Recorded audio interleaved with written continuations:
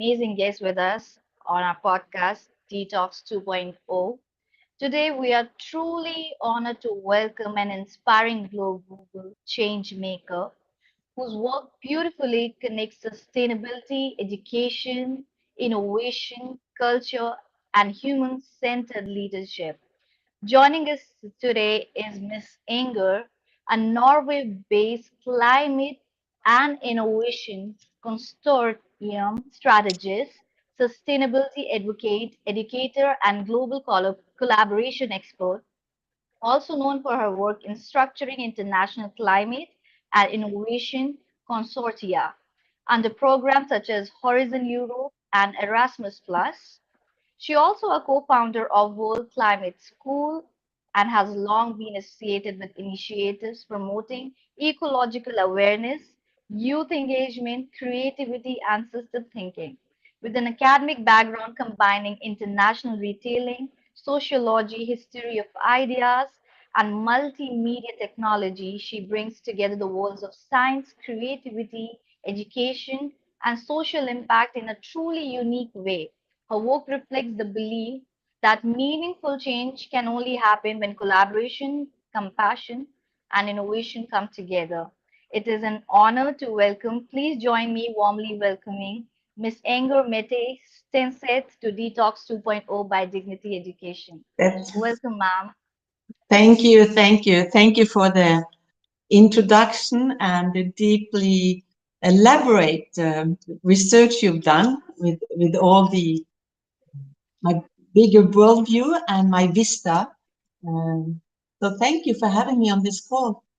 So let's start. I'm open to answer all your questions and try to do my best. So I'm jumping into it. I'm with you. Okay, thank Thank you. you so much, ma'am. Thank you so much, ma'am, for taking your time out and joining us. It's truly an honor, and we are really excited. So I want to know if you encounter somebody who is not from the professional world, somebody from outside the professional world, how would you describe yourself? Who is Ignor? Okay, a creative. I'm a creative person that is really trying to do my best to find a way to navigate the future that we like to live in, and I'm doing that coming from the fashion world and then going from the fashion world into the fashion of living through education, learning, and climate education. In fact, so I'm an entrepreneur in social innovation, I will say, and slightly different than all the tech innovators that exist today. So creative, problem solving, future dedicated person. That's who I am. Wow, that's wonderful. And we know that you have worked across different continents, Europe, Asia, Africa, America. What's one thing, like you were talking about the passion of living, right? So, what's that one thing common that you see everywhere in humanity? Well, this is for humanity. We have one way of being that we don't talk about. And I'm going to share that with you right now. And I think it is a global culture of lying. We are not honest. We don't know how we really should work as human-centered, loving creatures. So the culture of lying is something that we have, around every culture, and we don't talk about it. So, so to be more honest is then the skill set that we need to open up and to really know who we are as human beings, in our families, in our communities, at school, at work, and throughout life. So sorry to say, it's cultural lying that we share, all of us. That's really crazy. I was actually expecting something positive, but the culture of lying is something you see as a common thing in humanity all across the continents. Yes, it's the small white lies, it's the bigger lies, it's systemic lies. It's because we sometimes want the future to be better than it is, than we oversee. the challenge that is really profound. It be hunger, it be poverty, it be lack of educational system in some places, suffering of children. Honestly, we can do better, and that's where we have to open up our heart to really do better, and we can do. So it is a positive note, even that we have shared the culture of lying, all of us. And since we are on it, talking about this culture of lying being the common factor, what do you think about, like, why is it that people are lying? Why they're not being truthful? What is stopping them to be transparent when it comes to the problems, the struggles? What is it that stopping Yeah, them? so some of the good things we like to do, for example, um, recycling car tires for doing good, taking care of a problem with too much production of black tires. So the idea was then to cut it in pieces and use it for football pitches for children and youngsters. For example, in countries like us where we have so much snow, we don't have the grass, so we make artificial grass, and then we feed that grass with pieces of black tires, cut it in pieces. So then that is a perfect circular economy, but the consequences are dangerous.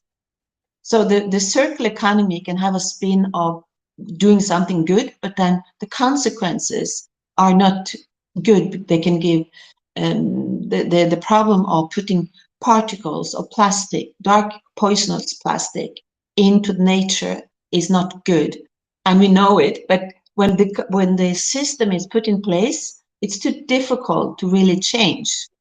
So then we kind of just let it be, and we oversee it, and then it's a small lie because the people employed in those companies, they know it, but they don't fix it. They just keep the business model rolling, and that's where the aspect of lifelong learning is so important these days. We have to learn and adapt to the insight and wisdom and technology that is emerging towards us.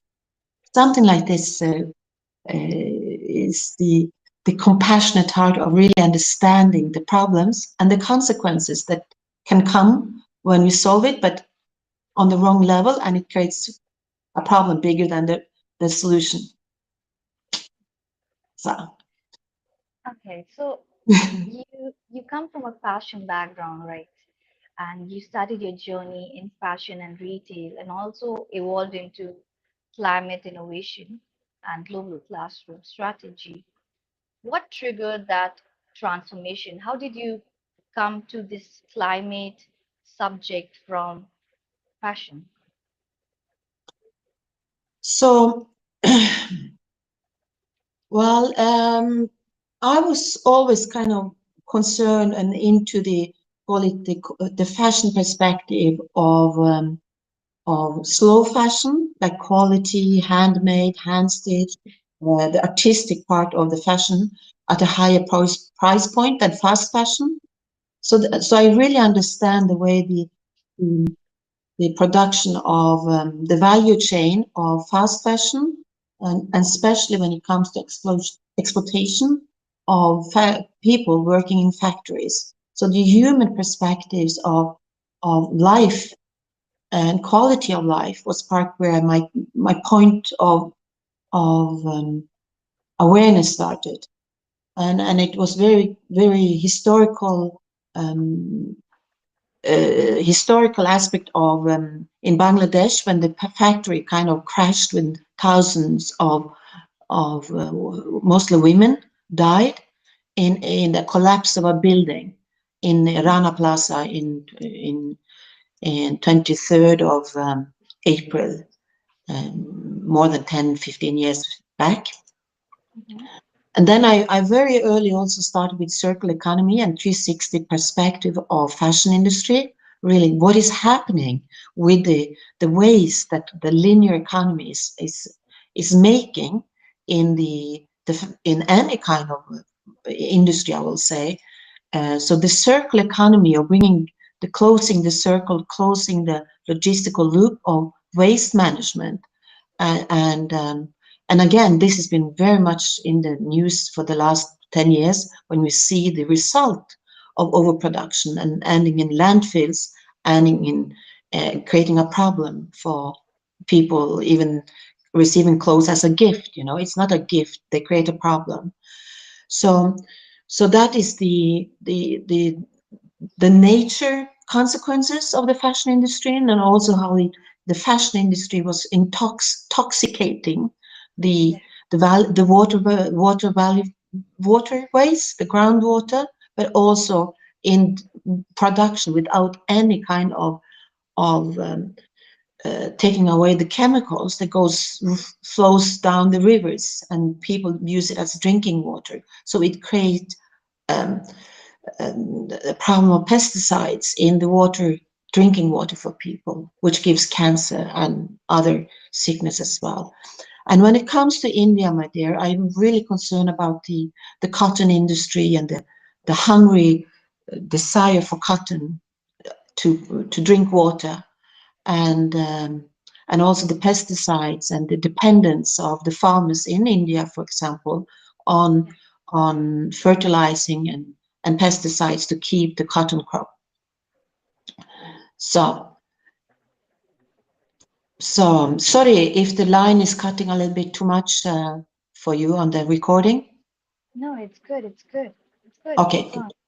keep going. So this is the circle economy and lifelong learning, and really have compassion with the people who actually produce the clothes or the fashion products or the lifestyle products that we use. Who produce them? Where? How?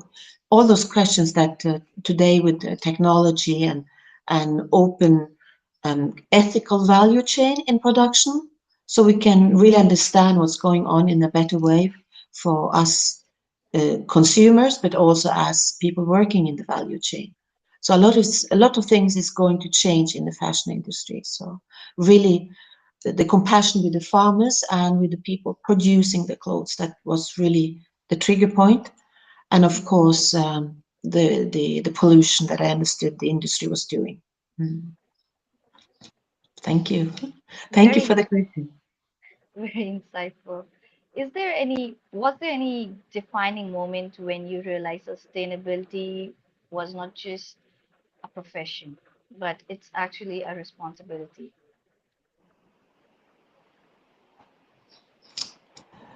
Um, the historical shift for me is the COVID time or the COVID years, because we had to close down all our fashion outlets, boutiques, Right. shopping malls were closed, and at that time is actually where the the World Climate Schools established through communication online with very dedicated people.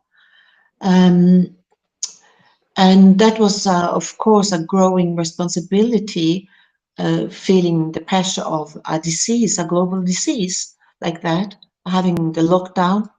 And at that time, I started to produce online webinars with India, with African communities, with Peru, and also with Pakistan was very important for me. Working with theater people from India, immersive Mhm. media technology, how we can use that for communication and training and micro training. Because at the same time we started to have the technology of, call it, webinars, Zooms, and all those online meetings. At the same time, it was a micro learning explosion that took place with WhatsApp and social media on Facebook. So people started networking very, a very, call it, speed learning circles Yeah. to learn. And and so the profound, if that's a profound shift to work on sustainability more in a life dedicated way for me. I think the COVID years changed that completely, and it was like jumping in. reality, and I guess for many of us. But definitely, for me as a founder of the World Climate School, I stepped up, I took the responsibility together with the other community that we're working on. Yeah, so I think. So COVID was that defining moment where you understood that sustainability is not profession, it's actually a responsibility. Wow. And you often talk about net positive instead of net zero. So what's Yes. the difference? Why is that shift so important to you? Um, the my working on a little bit on parallel lives. As I studied media science and philosophy at heart, and together with my retail background.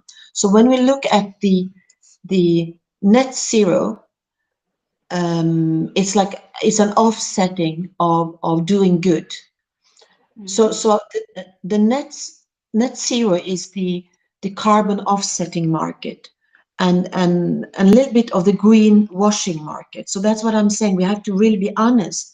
It's not going to fix the problem of climate change if we're just pushing um, the deadline for really adapting and doing something that is profound, helping to restore the climate and to restore humans' connections to nature.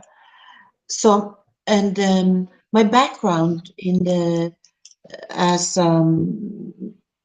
entrepreneur started back in the Library Alexandria in Egypt when I did a 360-degree conference event in 2002, which is more than 20 years back. Um, so the event was then called Blue Planet and Green Footprint. Blue So it's planet, not. green footprint. Yeah, so we're living on a blue planet and a green footprint, and I think that is the best way to explain um, the positive green footprint we have to do. It's more regenerative. We have to make it plus. It's not just to have a net zero balance, but the net zero balance from a governmental perspective and scientific perspective for the global community has been the way to approach this huge problem we have created for ourselves. It be oil pollution, Hmm. to petrochemical pollution, to plastic. It be the burning of fossil fuel that is putting the CO2 and methane gases up in the air and in the atmosphere. For ordinary people, it's too complicated to understand, but to ground it in a green footprint and a regenerative culture that brings back and nourish the land where we live and the way we sustain our living. I'm not sure if I'm explaining myself well, but the the the positive way to regenerate, that's the essence. It's not just to cut it a net zero budget. It has to be into our way we're living on multiple levels. Hmm. Thank you so much. You answered it very beautifully. And what do you genuinely think that solving climate problem is necessary or is just better talking about it? Like, should we talking about the solving the problem or we should just talk about the problem? Like, what do you think about it? No, uh, if we have to, if you want to restore the climate, we have Yeah. to ask for that for to restore the climate. So how do we start restoring the climate? Then we have to believe that we can do it. So climate restoration is a bigger expression of the optimal goal in the future, because now the chemical imbalance in the air and the heat waves, as you feel it in India, or the lack of water, um, and too much weather, in too much flooding, too much rain at one time, at the wrong time.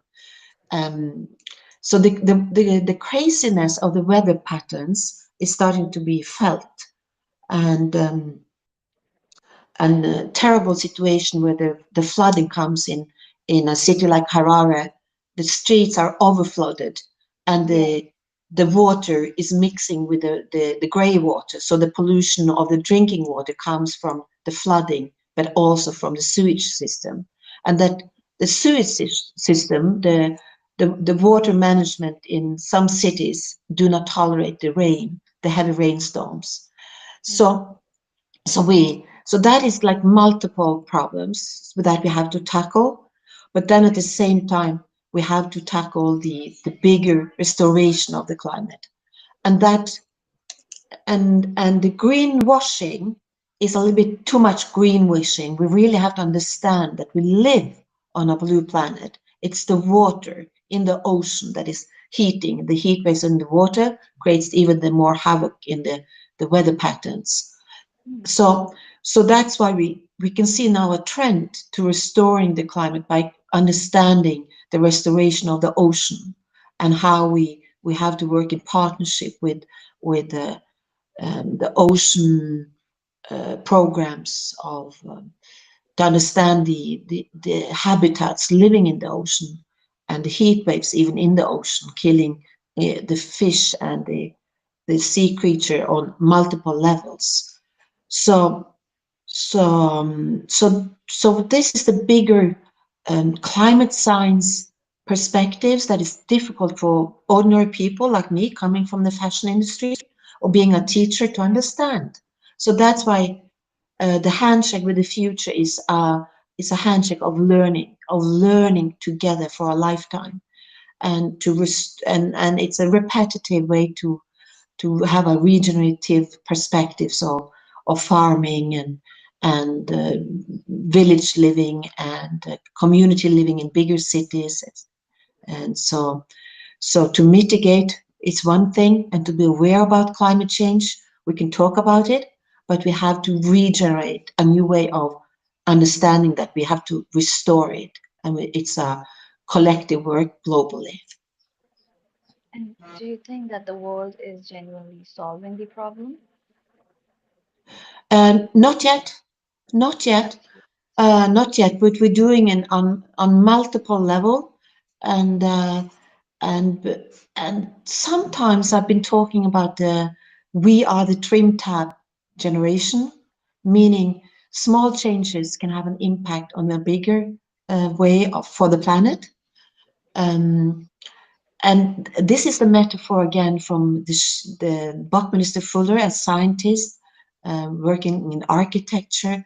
The architectures of the world today are have a huge job for making infrastructure, um, and the trim tab is also like a small thing on a boat or an airplane that works against pressure, and small changes can really um, be part of it.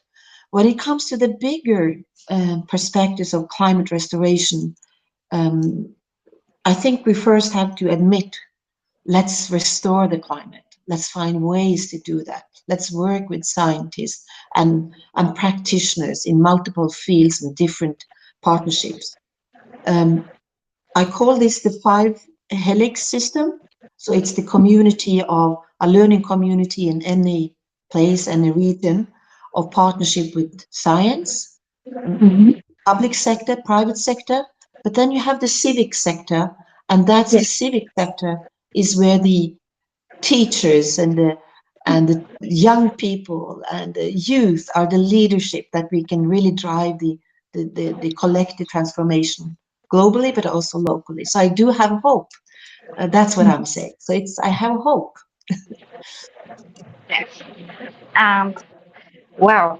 So you are saying we still have a long way to go in order to solve this climate problem, and we need to first acknowledge the problem, and we have to Uh, admit that there is a problem. well, we on a some people on an everyday people are feeling it. Different parts of are feeling their streams. So there is a the fossil treaty is happening was happening in Colombia. the fossil fuel, the oil industry is there. We have the war situation going on the planet, and all those things are triggering the opposite of what we really want. So the global initiative for a global peace culture to know who we are as human beings, of coming together. I am working directly with the Foundation for Climate Restoration in the US, and it is a calling for let's sign the commitment to restore the climate. And when we do that, and that's a challenge that we're inviting people to join. Let's restore the climate. Let's find a way to do it and explore the multiple avenues for that, and to get the drawback or the drawdown or the pollution to to the ground, and the ocean is taking the is doing it, but we can emphasize better ways to doing it. Mhm, Um, and of course, we can see China is doing the best that they can on the new energy revolution is getting there. But you know, things are unstable on a global scale these days. That makes it more difficult. So, and maybe that's the reason why I love to be the visit I had to Lucknow, the visit I've had to the CMS, City Montessori School in Lucknow, and my dedicated work with Sunita Gandhi has been profoundly inspirational for me, because the the the the, the platform or the ground of being a lifelong learner, but also a learner in a culture of peace, is important. So I have a huge prayers and hope for the learning shift of being lifelong learners.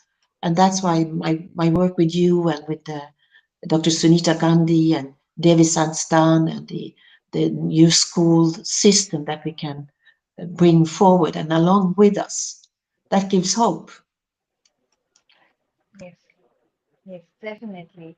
So, if you just mentioned about Dr. Sunita Gandhi, ma'am, and your work with her. Could you elaborate and tell us more about it? Yes, I will. Thank you for the question. I've been So my work with India started with the World Climate School, and we have it online training courses with the communities of pilots with schools, and I work with Chetna, creative online teachers, a theater performance. So the creativity of working together across borders for teachers and creatives and facilitators online. So the work with Chetna and working with the team in India, and they said, "Whoa, you should get in touch with with the CMS and Lucknow and Sunita Gandhi," and then suddenly that happened, and it happened through my work with the Norwegian Climate School and my creative. It's called C6, um, creative culture to combat climate change. So I was hosting this unique climate conference online in Glasgow at COP, climate change, the conference on climate change. And then at this point of time, and Dr. Sunita Gandhi was online with Dr. Yunus from Bangladesh, and I was hosting that with the youth community of the funded by Erasmus Plus and the Norwegian Climate Network. So that's the first encounter, and from there we started to work. And it's also the time, it was an historical time, I can now remember quite well, with Peter Fikowski, Dr. Sunita Mam, and Eunice from the Dr. Eunice from the microfinance perspective. So I were really having the force of creativity. When the maturity of an idea is there, it actually can ride the wave of the common will. And this common this was the Adam Smith perspectives of economics. So the economics is created out of creativity, of course, and the artist part of that community to create the future that we want and we'd like to have as a thriving culture. So so the so then I we started to work with Dr. Sunita after that meeting introduction, and it was so beautiful with the people from the children from India with online on the big screen in Glasgow. And I was in Glasgow, and the auditorium was full, and it was a great start. And the memorandum, it was a huge memory for me, and I worked with the C6 community of 6 different countries in a consortium in Europe, connecting to creative problem solving and climate change. And it was Italy, Sweden, Denmark, Norway, and and and uh, and and the company from Italy. We were 2 countries participating there, 2 organizations, and same from Denmark. So it was That's great. And then, and with Sunita, we started having online. I opened up my network to Zimbabwe with the Alpha. So uh, ac- the accelerated learning from all program with Sunita was then the beginning. We had the online meetings with Zimbabwe, with Kenya, with Peru, and throughout my network in Africa. We opened up the Alpha pedagogic, and understanding how we could work with, especially then with Kenya. We were working with Mam Sally in Kenya. We introduced, implemented that with Rebecca in Zimbabwe. We opened up that, and it's still growing, and it can still be better. But really, it was a great online and the massive online training with Dr. Sunita Mam and all the team with Melita and all and Tom and everyone in lockdown was great. And then, of course, I had the opportunity to be twice visiting Lucknow twice, on the invitation from Sunita and her team. And I was there with Adventure for Humanity with Richard Nilsson, and really signed the agreement. Let's work together, really cultivate global the alpha, and of course talking about the sustainable development goals, the sustainable development goals. Nothing can be done if we don't take the after COVID again, all the children and the the consequences of lockdown, even in school, has a terrible impact of one generation of kids. And that where I really had a profound understanding that yes, we have to do something. That's what we really have to scale up the work and support what you're doing in lockdown and get that out to the world.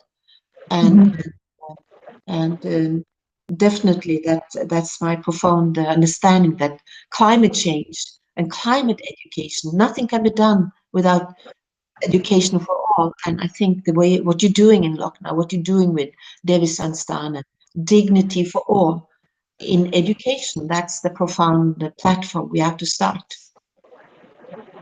So thank you.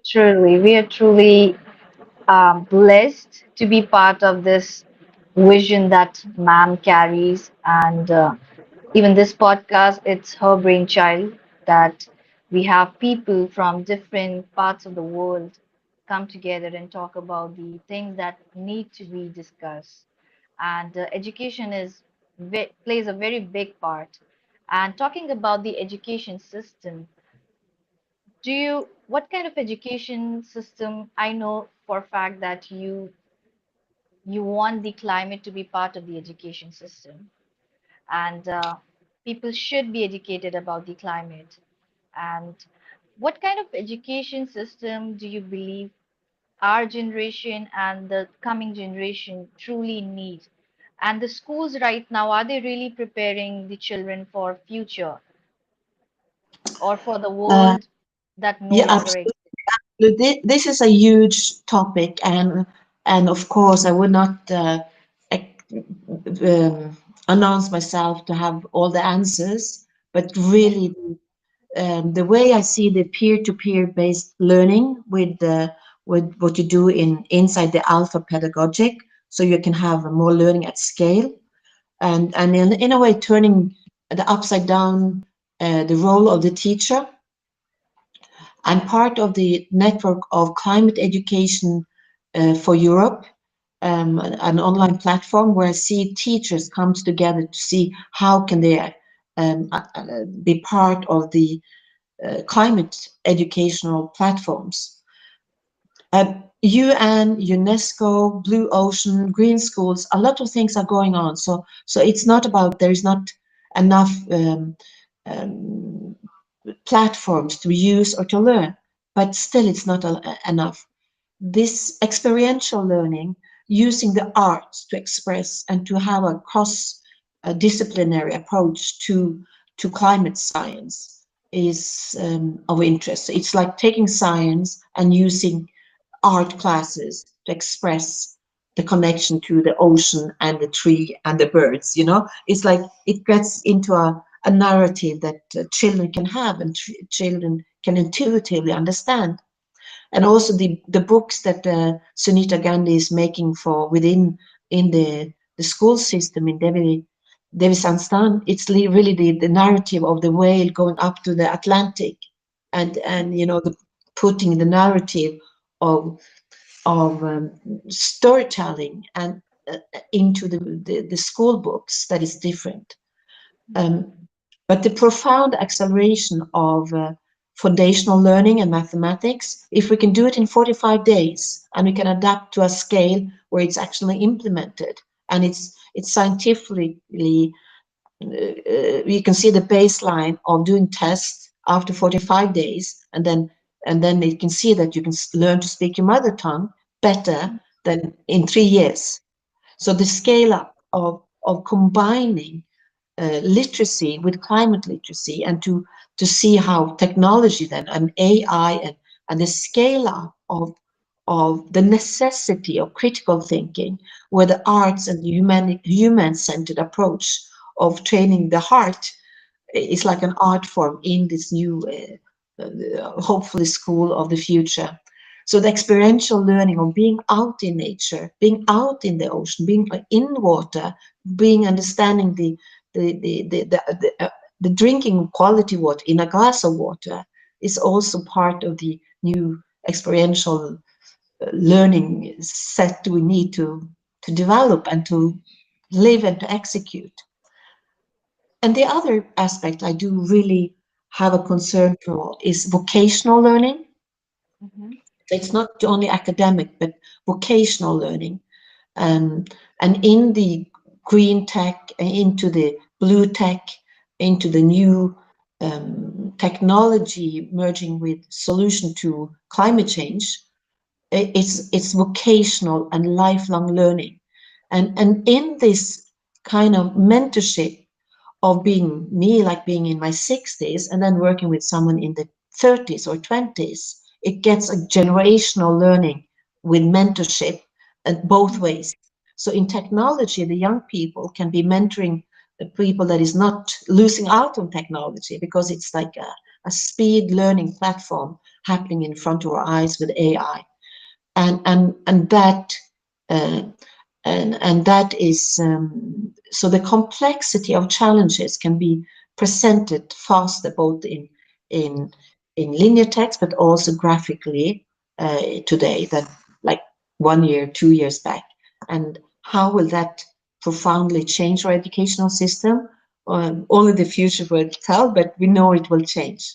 So I'm wondering what you think. How will it change?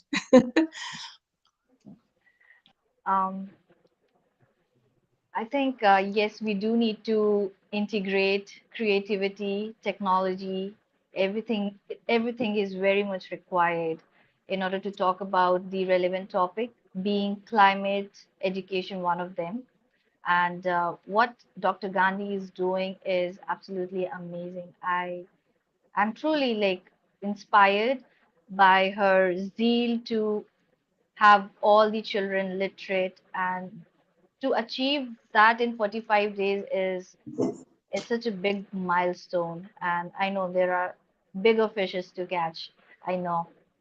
No, it's a milestone. It's a milestone, and I'm very hopeful on the Norwegian Indian or the Nordic Indian partnership on a Mhm. on a on a financial strategy improvement of lives. But I hope that that will also include culture bridges, educational bridges, and on a global scale, we can see that we can have extended classrooms and participation through technology, of course, and being in a regenerative campus, like is connected to a school kitchen that is working on different way of eating and dining and cultivating both food, but also the way we harvest water and how we clean the water for food, for safety, for human safety. And that's school kitchen will have an implementation in a beautiful strategy where we can learn from you in India, and we can learn from what we're doing here in Norway or in Zimbabwe or in Peru. So we can inspire at a faster scale of really finding a smarter way to eat with a lesser footprint, or the green footprint is more positive. It's a regenerative system where food waste is also getting into fertilizing. So this is a vocational training where the schools are the hub in a community. And that's also part of my hope for the partnership between India and the Nordic, and especially Norway, since I'm from Norway, it is Mhm. my hope. And we've been testing the alpha methodology and translated it into Norwegian. Um, so that's also good. Even if we are a very small language, we're few people. But yeah, so thank you. Thank you so much. How are the Norwegian people and everyone over there taking the alpha pedagogy? What is their what was their first reaction to it? Like, what were their response? How So, did so they what we respond to have it? done, I'm working with two professional teachers in translation. So at this point of time, we're taking the alpha pedagogic very um, to the bones, to the bones of the Nordic language. So it's the Mhm. same routing in Norway, Sweden, Denmark, and Iceland. So Mhm. the way we do working on the translation of the way the from the alpha pedagogic, from the pictograms into the sound system, that's Yeah. we have to really be specific, so we really know that it's presenting the truth way of accelerating to 45 days to learn to read Norwegian. And in Norwegian, Norway, we also have like double languages. We have like old countryside language. Oh, this is not. We have modern Norwegian, which is inspired by Denmark, and then we have more on the rural countryside on the west coast of Norway, a second language, which is we have to learn both of them at school, and it's two official languages. And of course, we have an indigenous community in Norway as well with the Sami languages. So we haven't explored the alpha pedagogic to the Sami languages, but only to the main language group in Norway, Bokmål. So we are really waiting for the results to really have a baseline research and to do the profoundly. And we've been working on translating the books into Norwegian.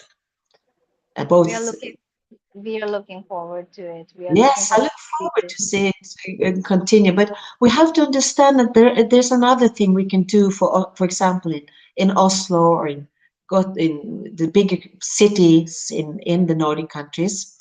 Mhm. We can test in Hindi or Arabic or Spanish or English in the multicultural society in Norway. So we could actually develop a pilot on the alpha as it is from in Hindi or in Urdu or the other language that the Indians or the Pakistanis understand in Norway.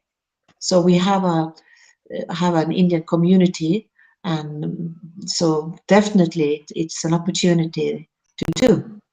And all the language that you have, all the 30 languages that is there with the alpha pedagogic, yes, we can test it in Oslo. Mhm. And what would you say that world can learn from, since we are talking about Nordic approach, What are your thoughts on Nordic approach to sustainability and leadership? What do you think world can learn from the Nordic approach? Um, the I've been thinking about that question for a long time. So I think I will answer it in different ways and layers. I think first of all, I would like to say that the driving force of doing business in the Nordic has a very specific word, and it's called doing business is called näringsliv. Näringsliv means Nani. literal näringsliv means literally to nourish life. Doing business equals to nourish life. The Nordics and the Scandinavian, then, Finnish is a different language uh, group, so it's completely different. But the Scandinavian language, uh, I think doing business that nourish life is a beautiful asset from the Nordics. Secondly, we have a very flat structure of us, and we are few people. It's we only 6 million people, so you can actually activate quite kind of the grassroots in the community is good. But we all of us has to learn something. But in Norway, we have a youth council in part of the city council structures. So every Mm-hmm. city has an operated youth council that works with the city council. So that kind of governance structure in local communities is very good. Mm-hmm. Then you have this the call it the civic community of engagement in volunteering NGO systems. So it's a lot. The Norwegian sports model will not be working without parents doing voluntary work. So the Mm-hmm. voluntary work of the civic engagement is huge because we are just too few people, so we just have to activate our sporting clubs or cultural clubs. So everything is mostly based on donation of time. Mm-hmm. And so donation of time to solve climate challenges, I think we need that. Um, so the and then the Nordic models is also beautiful because the multicultural aspect of, for example, the call it the African diaspora to the Nordic countries. They come from all the different language groups of Africa, while Yeah. Francophone Africa go to the France or to Benelux, or the British speaking go to London or to English speaking. But in the Nordics, there is a mesh of everyone that comes from the different communities of the African diaspora. So that could be a really beautiful, the Nordic African perspective. Mm-hmm. Yes, I love the European project. I love to work with the Erasmus project, but really this kind of engaging in both climate finance, but also in climate engagement on people to people strategies. I know maybe that was a question. In a week's time, I will answer differently. Maybe I don't know. No, you did answer it well. You did answer it well. And since we're talking about young people, education. I would love to know, what do you think? How can a young leader become trim tabs? And trim tabs is a Uh-huh. small force that create massive change. Yes. Oh, thank you for that question. Hey, that's a good one. The trim tab. You okay? You liked my trim tab. You know, this is the Buckminster Fuller perspective, the architect. And he is famous for making spheres. And he was making um, a strategy for how to be an architect of the planet, not only like my country or my city, but a planetary scope. So the Yeah. trim tab is a planetary scope, and he put a planetary a professor of architect Buckminster Fuller. He put on his gravestone, "I am trim tab." So it means that he was doing small things, but he had hopefully impact the grander paradigm of thinking. for the planet. And yes, he has. So, but this understanding of being a trim tab in a generational perspective, so there's a trim tab generation. So the trim tab, I think it's a partnership with people like me and people like the youth. So the mentorship and the way we work together and on a planetary scale, that is a trim tabs solution for me. That we are trim tabs. So small things that we do in our lives has bigger impact. And when it comes to education and when it comes to real life, how to live smarter with less, more beautiful with a thriving culture that can we can create together. I think uh, the trim tab perspective is really to know who we are as humans and where we live. It is a pale blue dot from a cosmic perspective. Or if you look down to from the moon, we can see that the beauty of the blue planet is there. And I think the trim tab, from a youth perspective, is really to acknowledge the fact that we live on a beautiful planet with a climate system and an earth system that is interconnected. So it's a young person that is a trim tab standpoint is really seeing the blue planet from like a this is the mother of all things. It's where we live. It's what gives us our wealth comes from the water balance and the land-based balance, but really from a planetary scope. That's a trim tab. So the trim tabs can only happen when the youth collaborate with the older generation and we come together. Ultimately, it's all collaboration, us, all of us working together. So that's where the trim tab happens.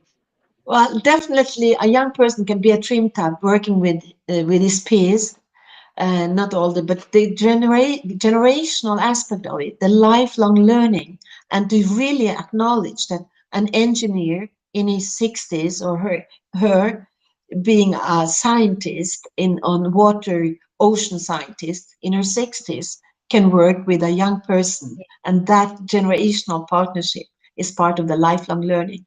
And more than ever we need that beauty of generational partnership. Yes. Hmm.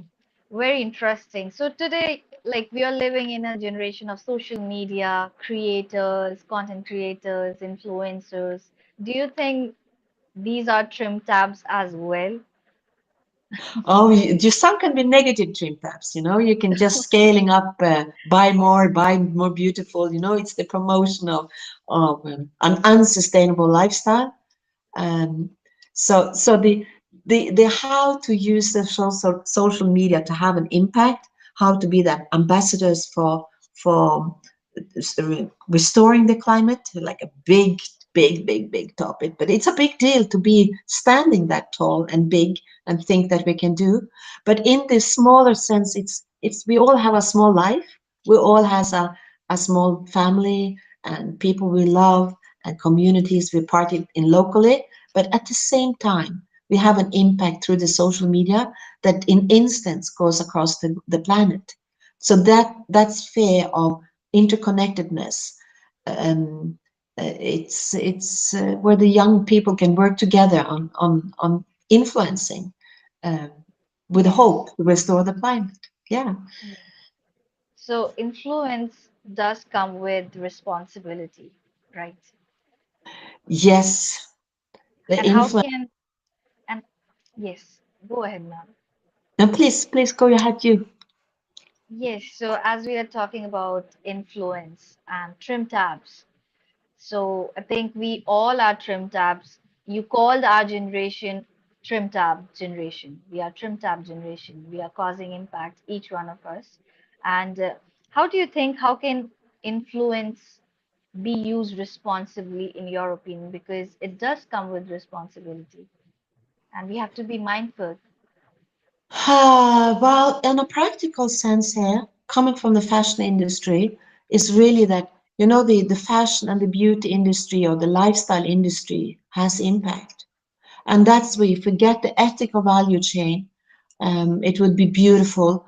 to do. And maybe here is an opportunity of working together with you in India on the fashion industry, because you are a producer of cotton, you are beautiful products that comes to the European market, and the influencing across the value chain, and to get that sustainable, ethical collaboration of promoting things that is good for the planet, and a lifestyle that is sustaining life on the planet, that can make things nourish life, like doing business is to nourish life, like the circle is as a positive feedback loop into life.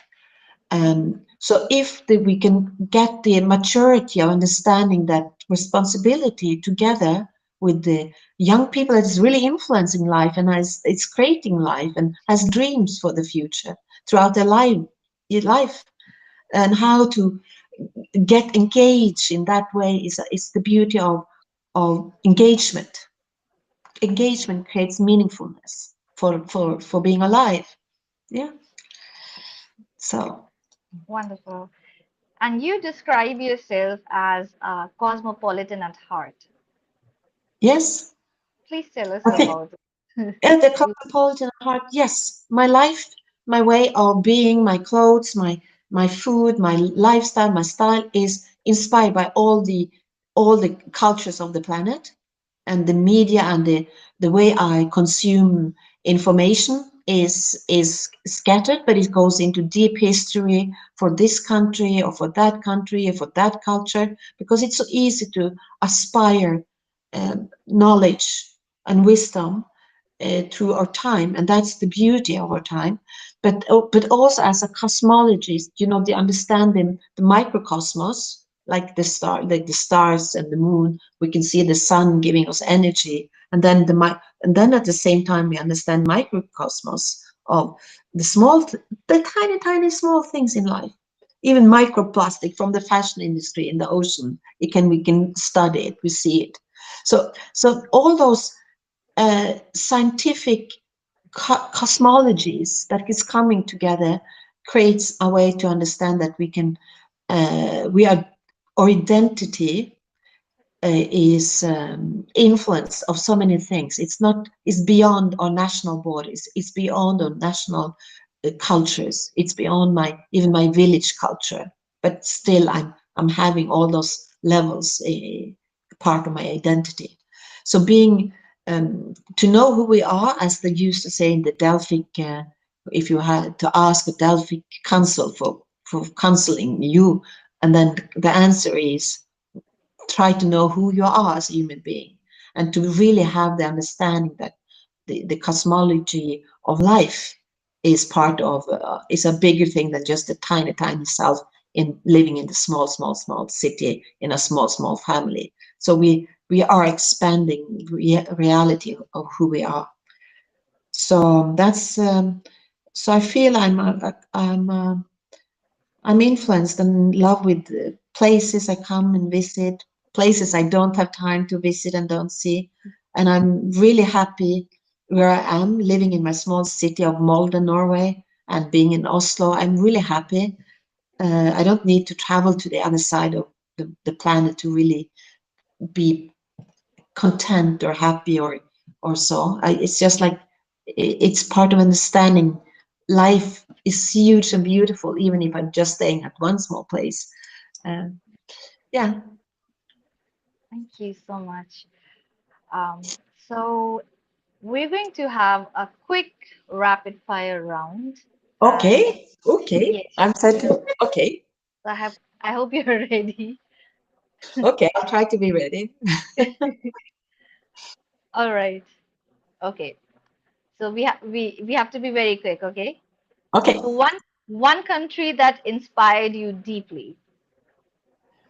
Um, I will say I will say Zimbabwe now. Zimbabwe. Yes, the country that is the end of the alphabet. Yes, I love it. I I love it too. One habit every leader should practice. Uh, The clock is Laughter, ticking. laughter, comedy and laughter. Comedy and laughter. Okay. One book everyone should read. Candide. the Voltaire. You have to cultivate your own garden. Okay. Sustainability or profitability? What comes first?